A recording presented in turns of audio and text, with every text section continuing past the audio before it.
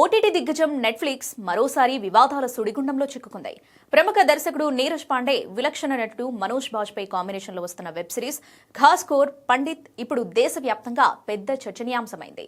ఘాస్కోర్ పండిత్ ఈ ఒకే ఒక్క టైటిల్ రేపిన చిచ్చు అంతా ఇంత కాదు. బ్రాహ్మణ వర్గాన్ని కించపరిచేలా ఉందంటూ ఆరోపణలు వెల్లువెత్తడం, కేంద్ర ప్రభుత్వం సీరియస్ అవ్వడం, యూపీలో ఏకంగా ఎఫ్ఐఆర్ నమోదు కావడం చకచకా జరిగిపోయాయి. రాజకీయ నేతలు, సినీ కార్మిక సంఘాలు భగ్గుమనడంతో నెట్ఫ్లిక్స్ చిత్ర యూనిట్ వెనక్కి తగ్గక తప్పలేదు.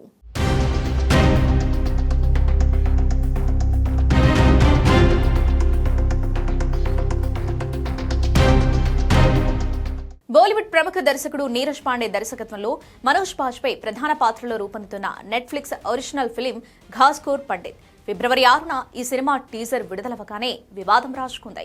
ఇందులో మనోజ్ బాజ్పేయి పండిత్ అనే పేరున్న ఒక అవినీతి పోలీస్ అధికారిగా కనిపిస్తారు. సినిమా టైటిల్లో ఘాస్కోర్ అంటే లంచగొండి అని అర్థం.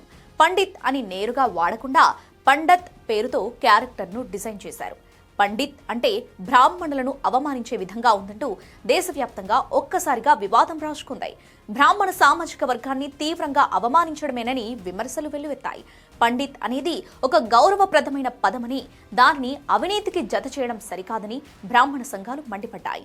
ఈ వ్యవహారంపై కేంద్ర ప్రభుత్వం వెంటనే స్పందించింది. సమాచార ప్రసార శాఖ ఆదేశాల మేరకు నెట్ఫ్లిక్స్ ఈ సినిమా టీజర్ను, ప్రమోషనల్ కంటెంట్ను తన ప్లాట్ఫామ్ నుంచి తొలగించింది. ఇండోర్ సహా దేశంలోని పలు ప్రాంతాల్లో నిరసనలు వెల్లువెత్తడంతో మేకర్స్ దిగిరాక తప్పలేదు. ఉత్తరప్రదేశ్ ప్రభుత్వం ఈ వివాదంపై సీరియస్ గా స్పందించింది. యూపీ ముఖ్యమంత్రి యోగి ఆదిత్యనాథ్ తీవ్ర ఆగ్రహం వ్యక్తం చేశారు. ఆయన ఆదేశాల మేరకు లక్నోలోని హజ్రత్గంజ్ పోలీసులు దర్శక నిర్మాతలపై ఎఫ్ఐఆర్ నమోదు చేశారు. సామాజిక సామరస్యాన్ని దెబ్బతీయడం, మతపరమైన మనోభావాలను దెబ్బతీయడం వంటి ఆరోపణలతో భారతీయ న్యాయ సంహిత సెక్షన్స్ 196, 299, 352, 353 కింద కేసులు నమోదయ్యాయి. ఐటీ యాక్ట్ కింద కూడా కేసులు పెట్టారు పోలీసులు. ఇటు బీఎస్పీ అధినేత్రి మాయావతి కూడా ఈ టైటిల్ ను తీవ్రంగా ఖండించారు. ఘాస్కోర్ పండత్ అనే పేరు కుల వివక్షను సూచిస్తుందని, బ్రాహ్మణులను చొరబాటుదారులుగా చిత్రీకరించే ప్రయత్నం జరుగుతుందని ఆమె ఆవేదన వ్యక్తం చేశారు. కేంద్ర ప్రభుత్వం వెంటనే ఈ సినిమాను బ్యాన్ చేయాలని ఆమె డిమాండ్ చేశారు. కేవలం రాజకీయ వర్గాలే కాదు, సినీ పరిశ్రమ నుంచి కూడా ఈ సినిమాకు ఎదురుదెబ్బ తగిలింది. వెస్ట్రన్ ఇండియా సినీ ఎంప్లాయీస్ ఫెడరేషన్ ఈ టైటిల్ పై అభ్యంతరం వ్యక్తం చేసింది. ఇది బ్రాహ్మణులను అవమానించడమేనని విమర్శించింది. ఇలాంటి పేర్లు సమాజంలో చిచ్చు పెడతాయని, వెంటనే టైటిల్ మార్చకపోతే ఇండస్ట్రీ నుంచి బాయ్కాట్ తప్పదని హెచ్చరించింది. ప్రొడ్యూసర్స్ గిల్డ్, అమెజాన్, నెట్ఫ్లిక్స్ వంటి సంస్థలకు లేఖ రాసింది.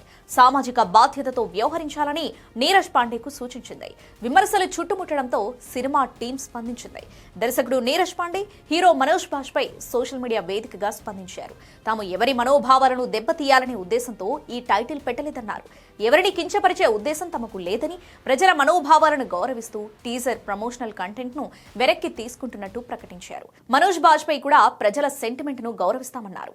ప్రస్తుతానికి టీజర్ ను యూట్యూబ్, నెట్ఫ్లిక్స్ నుంచి తొలగించినప్పటికీ సినిమా టైటిల్ ను మారుస్తారా లేదా అన్నది ఇంకా అధికారికంగా ప్రకటించలేదు.